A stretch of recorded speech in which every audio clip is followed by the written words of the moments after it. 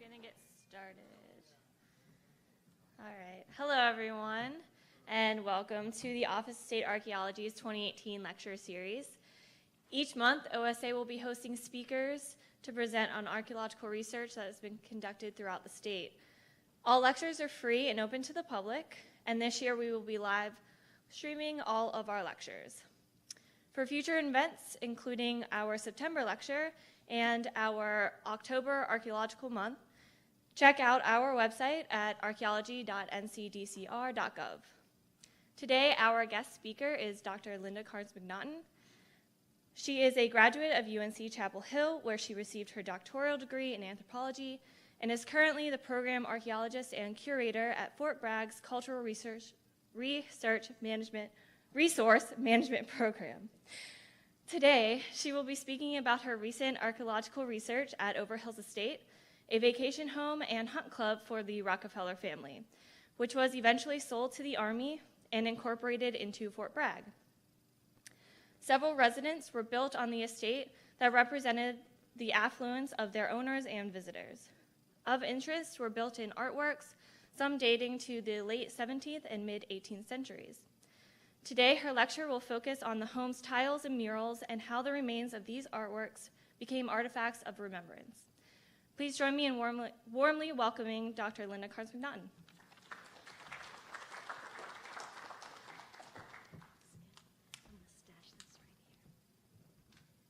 Hello, good morning. Thank you for inviting me to come and speak on this research that actually was published in 2014 in the North Carolina Archaeology Journal. But I think it's still relevant. I believe it's still current. And the thing about Overhills is that many people understand the controversy of the purchasing of that estate. And I'm going to touch on that a little bit today in this presentation. But truly, the study deals more with the artwork, which I will focus on and give you some fabulous, colorful examples here. So if you have questions, we'll have time for that afterwards, I believe, David. So given the content of it, I hope you forgive me, but I am going to read this paper to you. But please focus your attention on these lush slides. During the winter of 1997, a large and unusual tract of land located in the Sandhills region of North Carolina changed ownership when members of the Rockefeller family sold their private estate to the United States Army for a little over $29 million. This tract of land, which borders the northern boundary of Fort Bragg military installation, covers 10,737 acres in Harnett County, located north of the lower Little River. What began as an exclusive hunt club in the early 20th century evolved into a secluded winter resort home for the Rockefellers and their guests, and included over 110 historic resources, including 58 structures, homes, cottages, quarters, a lodge, barns, stables, and dog kennels, and dozens of landscape features, a lake, a renowned golf course, a polo arena, riding trails, tennis and handball courts, gardens, and animal pens, all located in the Sandhills.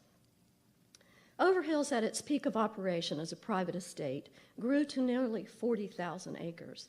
But after the Great Depression of the late 1920s, it was reduced to the core area of about 10,000 acres, which remained intact for another 8 decades. From the humble beginnings of 1900 to 1910 era, this core area evolved from the 19th century turpentine plantation of a Scotsman, Daniel McDermott, and his descendants, many of whom are buried in Longstreet Presbyterian Church on Fort Bragg. As the wealthy Northerners began to explore and appreciate the wild flora and fauna of the Sandhills, they also grew to enjoy the mild climates of the region. Outdoor activities in the area, in the vast, undeveloped landscape, took the form of traditionally British specialized sports, such as golf, polo, fox, and quail hunting. During the 1910s to 20 era, noted Scottish golf course architect Donald Ross was commissioned to lay out a private links course for the Overhills Country Club. I'm sorry. You know what? I'm pushing the laser instead of the slide. Sorry, let's catch up.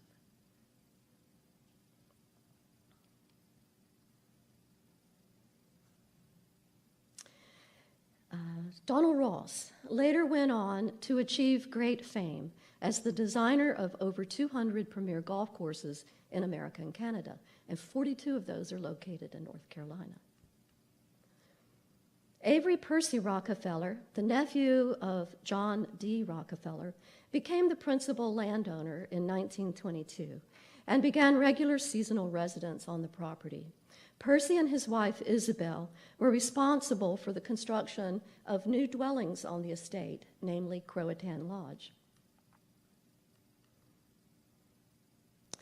A side note here, the name Croatan was given to an earlier hunt club by former co-owner General John Gill in 1906, who claimed that evidence of early Indians of the Croatan tribe could be found everywhere on the lands, and so the name stuck. In the winter and early spring, the Rockefellers, along with their special guest, would descend on the secluded estate by trains accessed by a private rail line from Sanford or Fayetteville. Fox hunting, horseback riding, and outdoor sport occupied their time in the pines. Purebred horses and hounds required exclusive care and tending, which involved hired personnel to maintain them.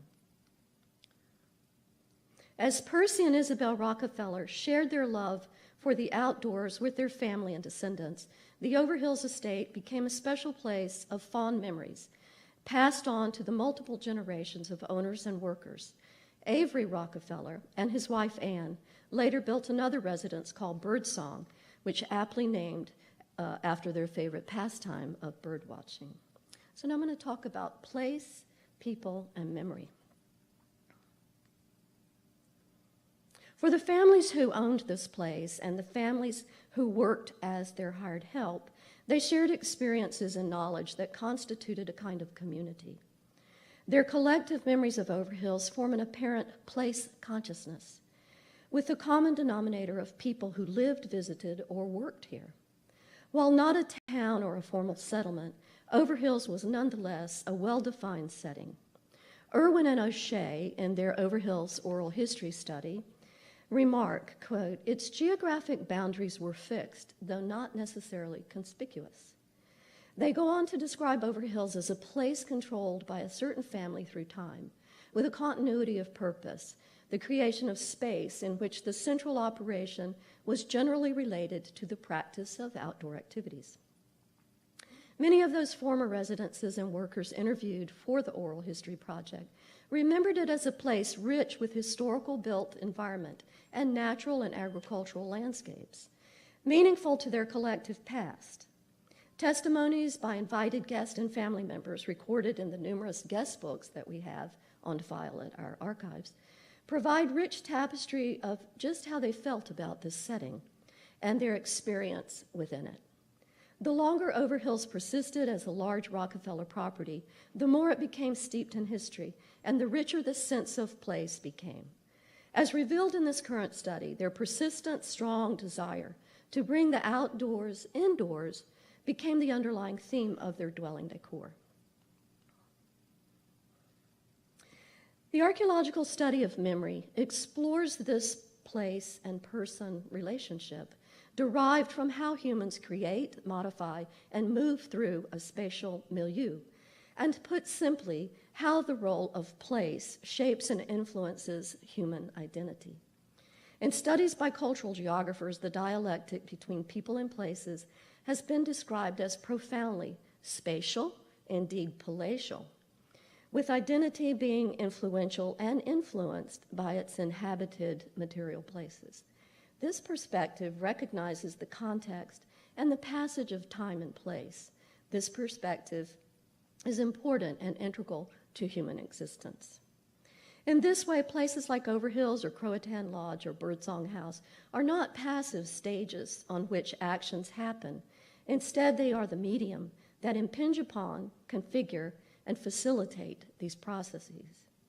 Places, then, are not only a medium, but also an outcome of action, producing and being produced through human manipulation. The in situ artwork visible at Croatan Lodge and Birdsong House, purchased or commissioned, which appeared in the dwellings of the estate, testify to this person-place relationship the Rockefellers and their guests enjoyed for 8 decades in this special retreat. As this artwork, the cultural artistic expression of their world, now transitions from the built environment into the archaeological realm, what can it tell us about this place and those people? So here's the artwork part. Croatan Lodge, the largest and grandest dwelling on the estate, served the family for several generations. Designed and built for Isabel and Percy Rockefeller, their access to and appreciation for global markets through their travels and international connections provided a rich array of furnishings and styles. Among the many guests was a young, self-taught artist and narrative illustrator from Greenwich, Connecticut, who worked with world-class artists like Roger Torrey Peterson. If there are any birders in the room, they know who we're talking about. And Percival Rousseau, whose portraits of hounds and horses hang in museums and private collections today. This young artist was Ethel Peterson, affectionately called Miss Pete by the Rockefeller gang. Her tenure as artist in residence alongside Mr. Rousseau's began under Percy and Isabella's era during the late 1920s and continued until the late 1990s. Miss Pete not only created many items of portable art, such as lamps and valances, wall hangings, and furniture, which were removed by the family upon their departure, but also in situ murals of birds, dogs, and local floral in Croatan, and later images of similar themes in Birdsong House. In the 3rd floor, the boys' bathroom of Croatan, these whimsical dog murals serve to document the family's love of dog culture. Humorous poses and colorful dogs as anthropomorphic characters delighted the visitors of this loo. One of the dog's expressions here you may see is sort of suffering from a bee sting. Still another recognizable tribute among the dog's murals was the Yale University Bulldog mascot, seen here, which graced the door jamb. All of the Rockefeller men, by the way, were Yale graduates, so this meaningful tribute to their alma mater was targeted as a reminder to the younger squad. On the opposite end of the 3rd floor was the girls' bathroom, which Miss Pete chose to decorate with bird-themed murals, again, documenting local sandhills avian species. Birds and wildflowers were captured in various naturalistic poses, draped over towel bars or climbing up reeds. While other scenes depict tall grasses growing out of the bathtub or pond, with resident bullfrogs or ducks playing along the baseboard molding of the bathtub, looking for water. And in the sunny window gables, numerous pine warblers perched on branches sit ready to launch themselves out the windows. These murals, painted during the 1930 to 40 era, were photographed in detail by our team in 2002. Following ownership transfer to the Army, our CRMP team began to document all in situ features that we could. Today, they are obliterated and stained beyond recognition, passing once more into the collective memory of those who saw them fresh and those who see them fading away. Miss Pete continued her artwork in the later residence called Birdsong House, as I said, built by Percy and Isabel's grandson, Avery Rockefeller, and his wife, Anne, in 1963. Birdsong House was an expanding ranch-style dwelling built of wood with 6 chimneys, 14 bedrooms, and 14 bathrooms, a large kitchen, and eventually an indoor swimming pool connected by a passageway. The multiple chimneys served as stacks for 6 decorative fireplaces, each fitted with thematic motifs in tiles, some of which survived the fire of February 4th, 2009.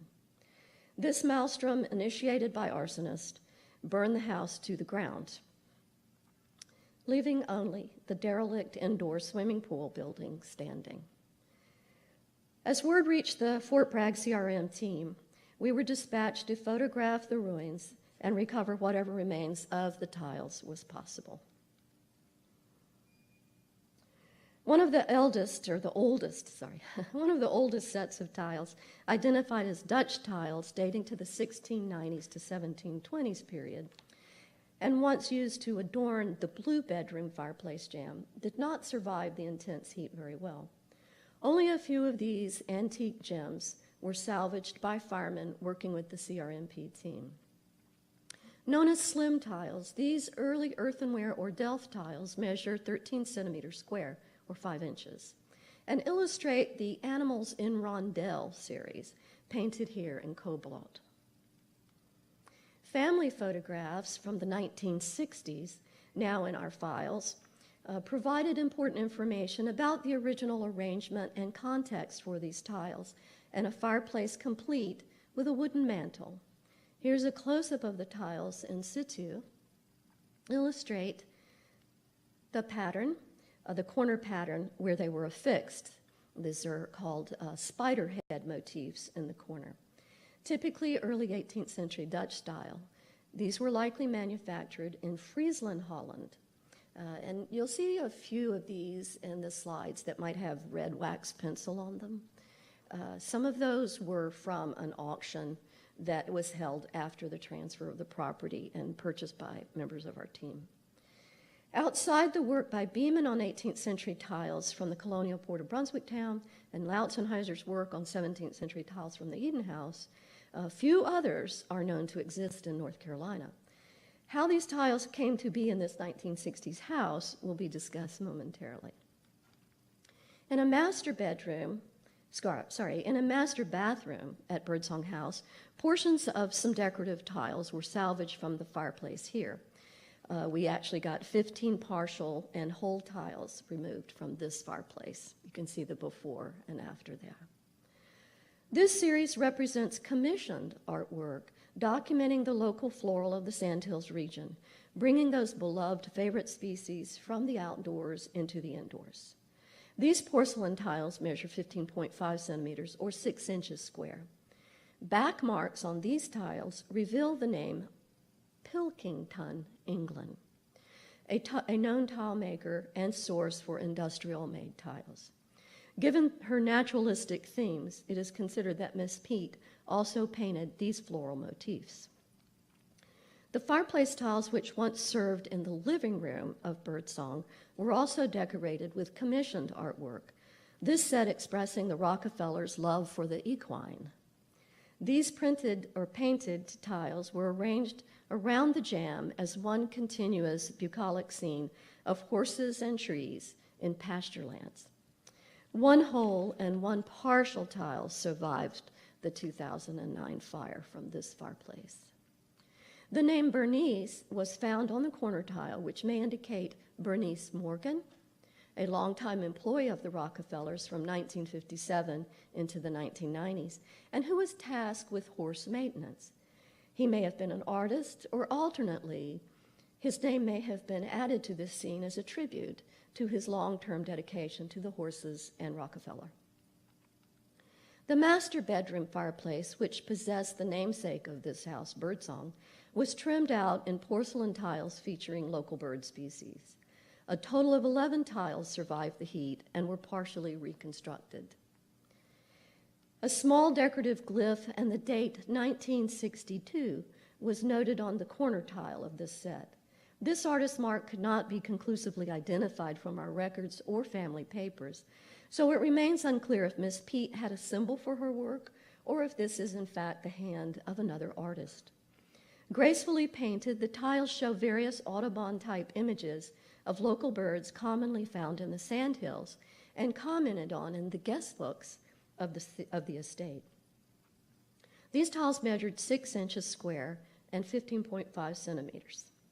The 1960s mastic used to affix all of these tile sets to the fireplace jambs was determined to be asbestos-based, commonly used during the 1960s construction. This finding created some concern for the safe handling and storage of these artifacts. Protective gear, gloves and masks, were employed to handle the tiles, measure them, photograph them, and store them in transparent 6mm plastic bags labeled by provenience.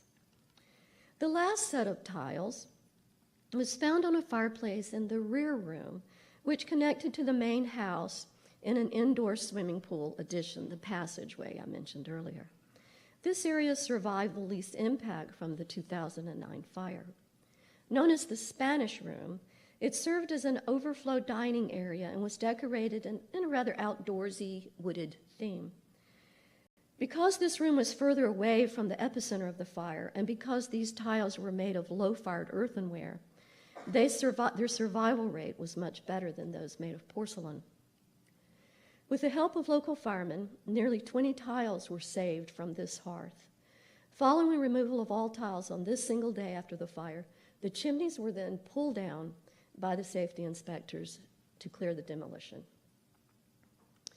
What followed was a careful study of these Spanish room tiles, which provided a wealth of intriguing information about their origin, date, style, and meaning. And these are not normally found in North Carolina. Manufactured in the northern Catalan region of Spain, these decorative polychrome hand-painted tin enameled earthenware tiles depict a variety of themes and genres. Though this tile tradition dates back to the middle 1500s, several of these tiles appear to be late 18th or early 19th century replicas of tiles, some called rejoles de oficios, or tiles depicting men and women in trades or occupations. Historical sources and museum curators suggest that some designs came from contemporary auques, spelled A-U-Q-U-E, which were popular broadsheets or cartoons of the day that could, when printed in sequence, tell a story in a picture form, much like our comics today. Similar to early playing cards, aucas also depicted symbols related to games, like the moon, the stars, and the sun, or animals, specifically the goose, because in Catalan, the word for goose is auca, very similar to this style of card, where the name is derived. Still, other themes do include ships, castles, and fruit. The emergence of this tile tradition corresponded with the vogue of decorated interiors, especially kitchens or places of washing and patios. Initially only commissioned by the well-to-do, this trend in Spain later spread to a wider public. In early tiles, distinctive vegetable motifs, such as a lily or agave or a pomade, accompanied the central figure, and the edges were trimmed in a single color of frame, like a blue or a yellow. None of these were trimmed in that way, so we know that they are essentially later replicas. Although a few tiles were known from freehand designs, most were painted over an outline pounced from a pricked transfer image. As mentioned, storied figures were also common on Catalonia tiles. Here are two Overhill tiles with images of the 17th century character Don Quixote de la Mancha by Cervantes, seen fighting his windmills in one tile and fighting the household cats in the other tile as he suffers hallucinations. The whole tiles measured 4 3/4 inches or 12 centimeters square and 1/2 inch thick. They are hand-pressed and irregular on the unglazed underside. Some of the rejoles de oficios tiles depict men and women in various occupations or activities, such as hunting, drinking, flower sellers, and a milkmaid with an oxen yoke.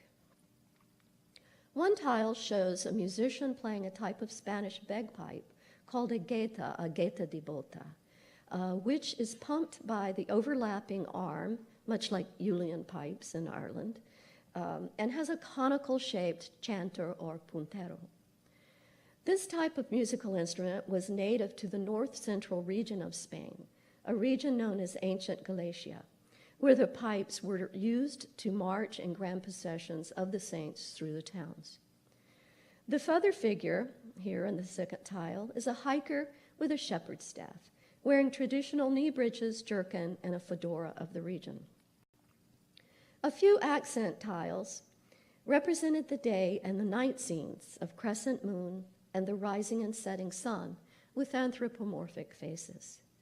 The combination of these tiles used to decorate the Spanish Room at Birdsong testify once again to the Rockefellers' access to and appreciation of global markets and their travels to a larger world outside of the Sandhills. Bear in mind that Percy Rockefeller was the nephew of James D. Rockefeller, who funded the development of what I call Colonial Disneyland, or Colonial Williamsburg, and other historic sites. So they had access to old world architectural salvage companies and other artisanal sources in a grand scale. Leaving the tiles for a moment now, and murals, we examine other architectural items from this former estate that normally were not decorated. These are the lead gutter anchors removed from Croatan Lodge, shown here in situ in this 2009 Habs photograph. As destruction of the building from vandalism continued post-mitigation, the hazmat team, our hazmat team, was tasked with removing all the lead guttering, yes, lead, all lead, and from this building and sending it to recycling. Our team, the CRMP team, stepped in to salvage several of the catch basin pieces and all of the decorative gutter anchors. These architectural elements were embossed with ornamental old world motifs such as the passant leopard, the Tudor rose, and the oak leaf, with recognizable nationalistic and heraldic meaning.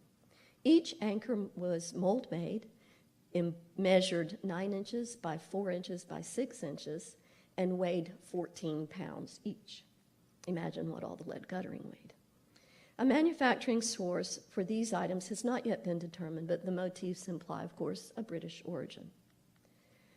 And finally, a small sample of portable property from the Rockefeller estate homes at Overhills was attained, as I mentioned earlier, through public auction after the sale and included in this study of the artwork. These are a set of hand-painted, molded creamware plates with a dot diaper basket weave border. Now, these are modern replicas of creamware patterns popular in the 1760s. And again, these plates served as canvases for a local artist, most likely Miss Pete again, to embellish them with original artwork of what else? Birds. Based on the maker's marks seen on the bottom of each plate, and I've put the glyph there on the slide for you, Nove is shown on the back with a little trailing comment. And this logo was popular in the 1950s, which we think when these plates were manufactured and then brought here to be hand-painted. So they're of Italian manufacture. Photographs taken of the dining room at Croatan in the 1960s, again, show these plates on a dresser, on a hutch, simply displayed. They're on the bottom right. Displayed because they were too lovely to be used for mealtime. So some conclusions here. As part of the documentation packet created for the Overhills Estate mitigation in 2000, the oral history project was completed by Irwin and O'Shea in 2009, and it is available through our office in digital form. As noted at the beginning of this talk, it provides an exceptional source of interviews and narrators' testimonials on what this secluded resort meant to the former occupants' collective memory of place. These interviews and multiple remarks found in the guest books, compiled over many decades, provided inscribed meaning to the commemorative place they called Overhills. As noted in this study, places and memories are intertwined to create what researchers call a sense of place, using this example of interior decor is constructed and reconstructed on a history of social engagement with the landscape, built environments, and the people. And it is inextricably bound up with remembrance as documented by these surviving artifacts. As the imprint of past activities and events at Overhills lingers on in the collective memories of those who were there, the remaining tangible artifacts represent the seasonal rhythms and the responses to the local environment by specific people in a cognitive place.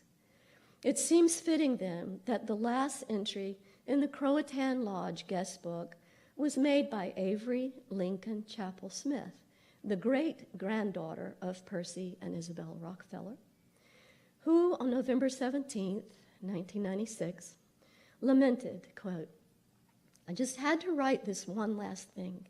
Goodbye, beloved Overhills, Croatan, and all the most wonderful people in the world. I will always love you and never forget you. So many great memories and fun. Never will there be another place like Overhills," unquote. All right, thank you for your time. That's me done, and I guess I'll take some questions.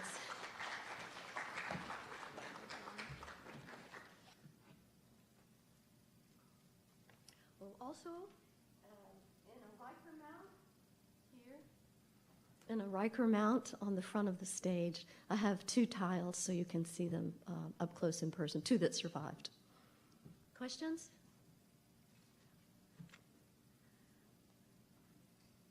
Well, thank you very much for not dwelling me or grilling me on the purchase process.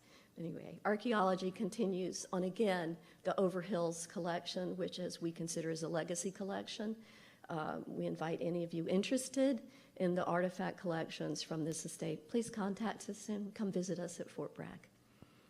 Thanks for your time and attention. Linda, I appreciated that. That was quite interesting. Aside from the building that burned, that was lost, what buildings remain? I'm not talking about outbuildings, other estate buildings that are on Fort Bragg property. Okay, so originally I think we had a total of 58 structures. Many of them have burned about once a year, some by natural and cultural resources, some by arson, some by wildfires, some by lightning strikes.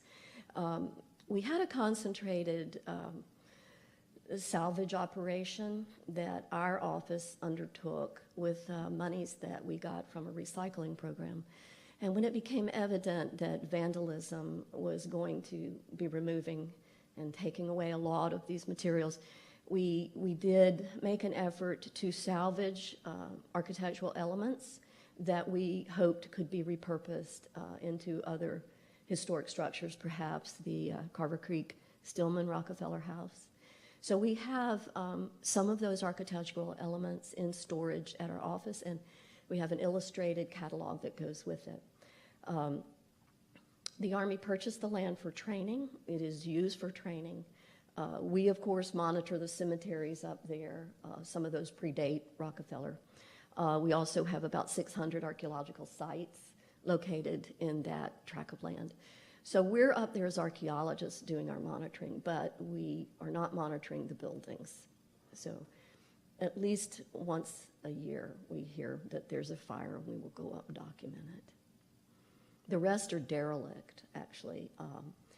And a Croatan particularly, again, as I said, in the 1920s they were using some materials for fixatives that are hazardous. Certainly at Birdsong, which is burned down, they were using asbestos. Some of the other cottages, asbestos. So they're not safe. They're just not safe. Almost escaped those questions. Thanks, Mike. Anybody else? That's a whole nother topic, maybe a whole nother talk, is the transfer of the property and purchasing by the Army. Do you know who were the architects for the buildings, or if they're drawings, or maybe the builders? Yes, we do. To follow Section 106, of course, we did a full documentation, a full mitigation package. The architects for Croatan, which is built and finished 1929, is Hiss and Weeks out of New York. And I'd have to scramble my brain to think of the one for Birdsong, but all of that is documented in the full Habs and Howes mitigation packet. All that information is available. I will add one more interesting tidbit. I was in Charleston a couple of weeks ago for a regional historic archaeology conference, and we have some photographs. I showed a few photographs from the 1920s that are early construction of Croatan. There's a set of photographs that goes with that that shows us where some of the brick and the lead glazed tiles came off of old derelict slave quarters in Charleston. So they were removing those architectural elements even then in the 1920s, bringing them to Croatan and using them on that structure. That's kind of a fascinating link to me. Okay, that it. Thank you all for your attention.